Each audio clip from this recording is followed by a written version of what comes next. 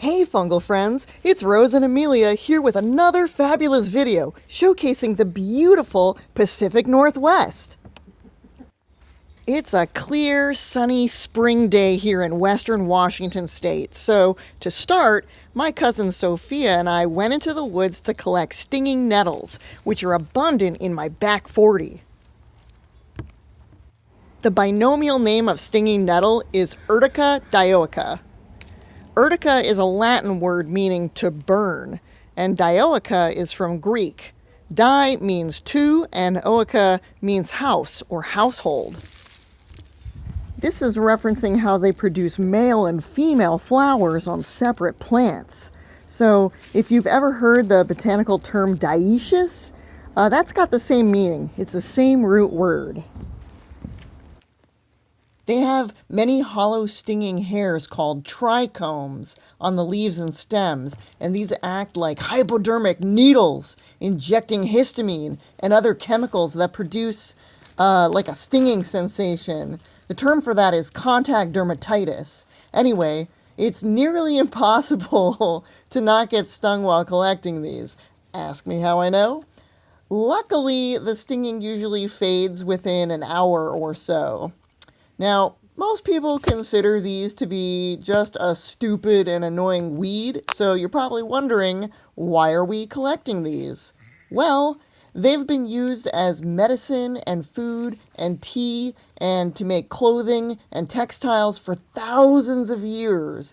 The stems contain a bast fiber that has been traditionally used for the same purposes as linen to make clothing. Today, we're picking them to make pesto. I just stung myself. And I'm filming. It's actually not native here. It's native to Europe, but it's now naturalized here in the Pacific Northwest. Nettle are crazy nutritious.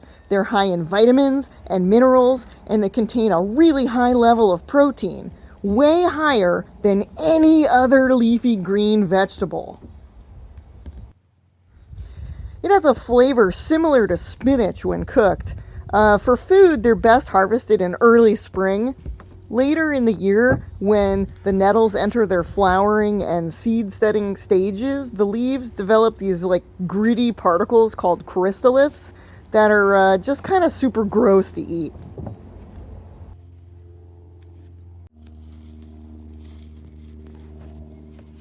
Rosie, look at this. There's mycelium on these cones. Ooh, show me.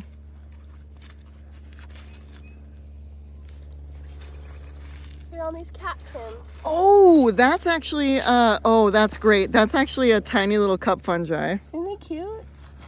Yeah.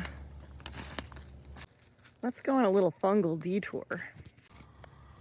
So this tiny little asco fungus is allegedly Lachnum virgineum. And you can pronounce that Lachnum or Lachnum. Both are considered correct.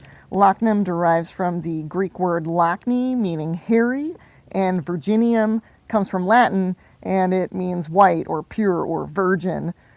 Its common name is the hairy fairy cup.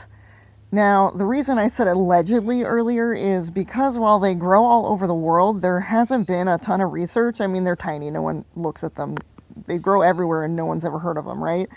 What we're looking at is actually multiple species. Like, for example, in some places, they're more common in the fall, or they grow on logs and branches. Whereas personally here in the Pacific Northwest, I've only ever found them in the spring, and I've only ever found them growing on these tiny little red alder catkins. So we're going to send this one in for DNA sequencing.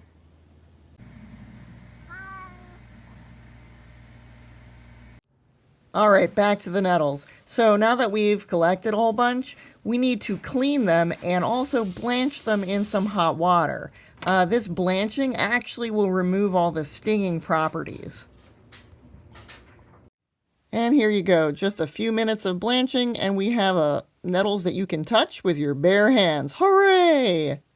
Now I'm going to bag these up and bring some over to Amelia's house so she can work her magic. The small bags here are for Amelia's pesto, and the large bags are going into the freezer for later use. Alright, it's the next day, and I'm over at Amelia's house, and she's going to cook something delightful with these nettles. I'll let her take over from here. Of course.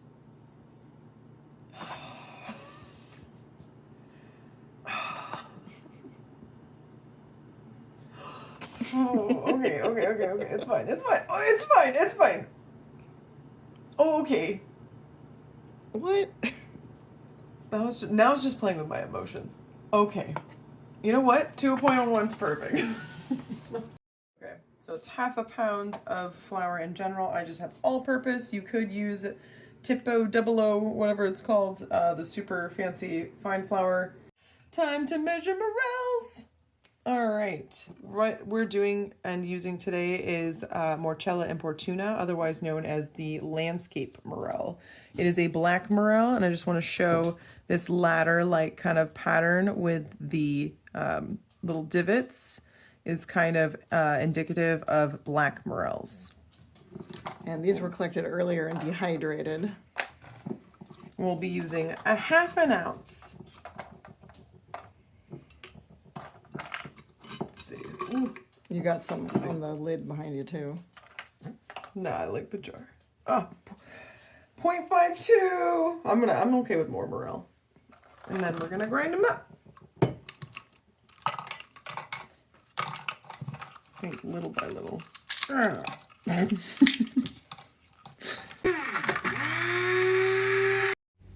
Here we've added the morel powder. Just give it a nice stir so everyone gets nice and intermingled. This is a blend of 2 ounces of semolina flour, 6 ounces of all-purpose flour, and the half ounce of morel powder. And 5 egg yolks will be going into this beautiful pasta. And 5 egg whites will be for tort.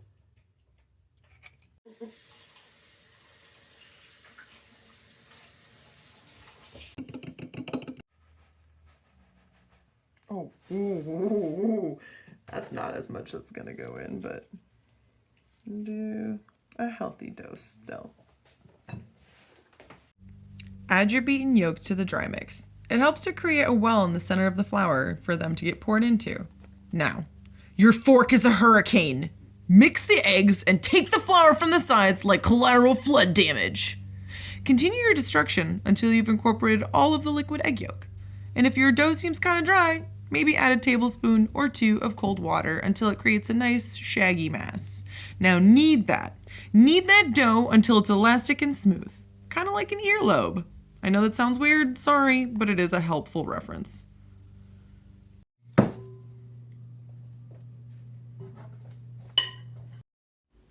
Here I'm just going to chop the nettles a little bit to help out the food processor. They're not going to be awful, but they are a little bit fibrous. Luckily, Rose already processed these, or else I would be in so much pain right now. The trichomes inside of the nettles, they contain histamines, acetylcholine, and serotonin. Those are things that all three act together and create that horrible red swelling and stinging sensation.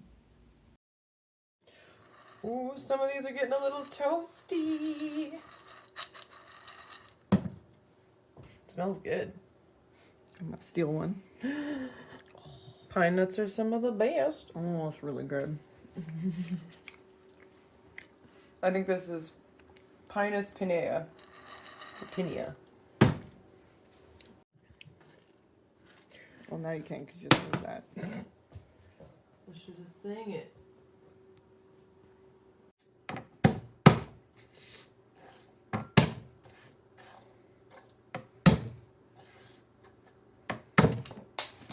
There she goes.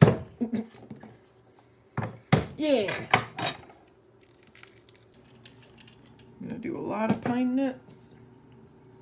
A lot of pepitas. We're gonna do some olive oil.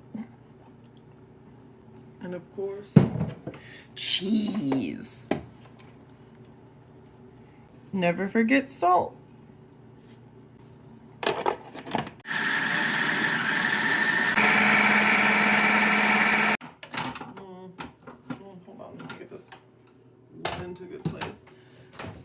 some tasty spoons. You gonna try it? Yep. Okay. Let's try some. Oh, I didn't give you any. I'm so sorry. Ready? Oh, Oh, it's just blurry. damn. Ow. I don't get you doing it. Mmm, spicy. Garlic spicy. Yeah. Salt. It's missing something. Salt and acid. I said the juice, the zest, and all the rest. Use some lemons and a little bit of juice. It's got the juice.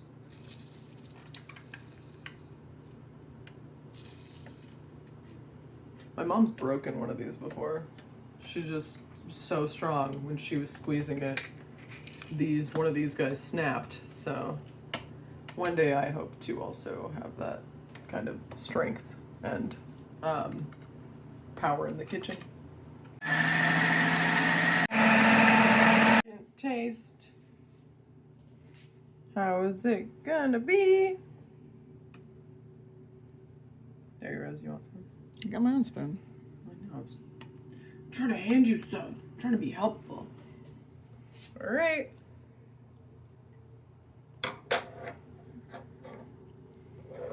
Improvement. What? It is. No, I'm being a dork with the spoon in the camera. All right. What do you think? It's better. I still feel like it needs like salt. Yeah. I'm a salty bee. All right. Hopefully, one of the final taste tests. Oh. Rosa Maria. Do you want to taste some? That's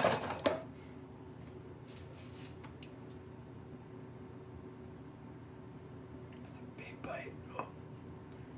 Camera eats first. All right. Oh yeah, that's good. Mm. Mm. Yeah. Nailed it. Oh. Dropped it. Stand by.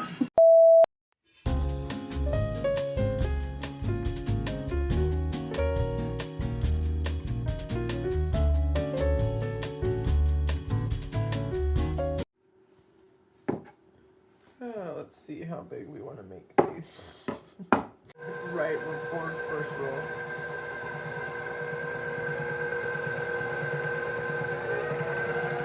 Whoa.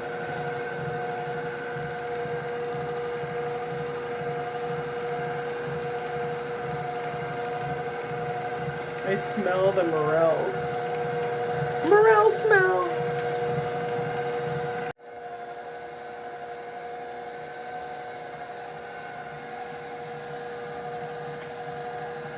There we go.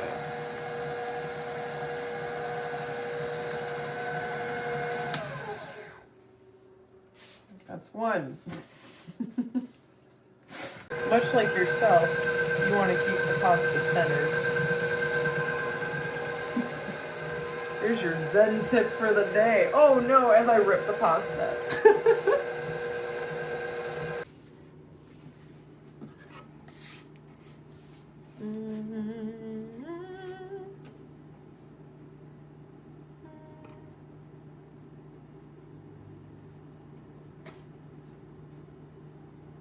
You need a pizza cutter.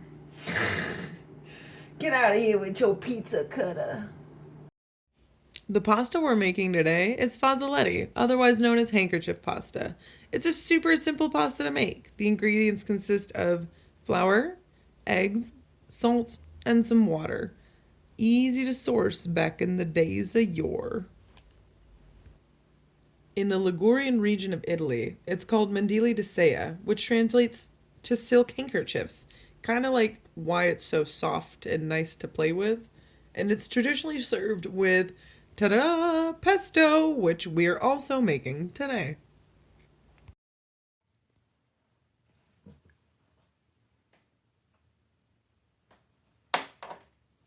But what we're gonna do is we're gonna potentially shape them before they go in the liquid.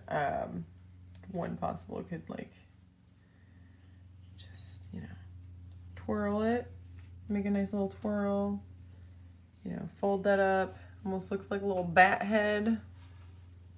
Little Anastasia for you. What's one of the clothes the bat does? Forget what he's I've not called. seen that movie since I was a small child. That's Sorry. reasonable. When you just brush it like a little rag. Yeah, basically it's a handkerchief. So you do make a whatever you a want weird with it. shape. You can even make like You a lazy can- ravioli with You it can and put a stuff filling. it. It's just fun. Or you just eat it as sheets of pasta. I mean, who doesn't love that? All right. Well, we're doing a fake bow tie. A faux tie, if you will. Sorry. Pause for laughter. And so just squidging it in the middle here, tossing it in. Nothing fancy, very easy, and it'll grow great with our pesto. Hold it in all the nooks and crannies.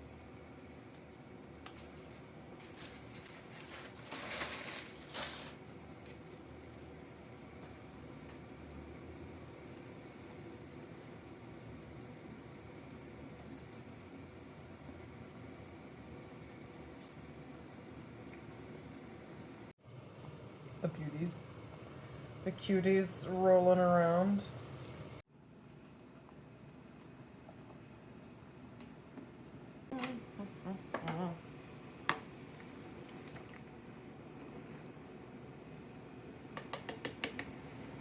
Are you ready? Heyo, did you know? Pesto comes from the Italian word pestare, which means to crush, grind, or pound. Apropos, as it was always made with a mortar and pestle. You think they're related? If I were to make it with a mortar and pestle instead of with a food processor, I feel like I'd have much better forearms. Genoa, the capital of Liguria, is where we get our kind of normal idea of pesto. You know, when you go out and it's that green stuff that's basil-y, garlicky, and delicious. Well, it's pesto alla genovese. It's pine nuts, basil, cheese, and garlic. And olive oil. Yes, there's pasta alla genovese, but there's also pasta modenese from Modena, which is lard, rosemary, garlic, and salt. Or maybe pesto trapanese, if I'm saying any of this correctly. That's the Sicilian town Trapani's version, made with garlic, olive oil, basil, tomato, and almond. Basically, pesto is the action, and the ingredients are what you have. Today, we have spring nettles. Tomorrow, we might have some other green. Pesto is loosely based off of two sauces. Roman maridum, which consisted of crushed garlic, salt, cheese, herbs, and vinegar. Yum! It had to be good. Virgil wrote a whole ass poem about it. It's actually more about a poor farmer doing some grueling work for a meal, but let's feign some whimsy. Next, there's agliata, which kind of sounds like you're gonna make like an ugly stepchild joke. That was a dish that was popular in the Middle Ages in Genoa, and it was basically mashed garlic and walnuts, which sounds really rad but wicked potent. All right, so now that we've made and eaten this tasty meal, what are your thoughts, Amelia? What is the good, the bad, and the ugly?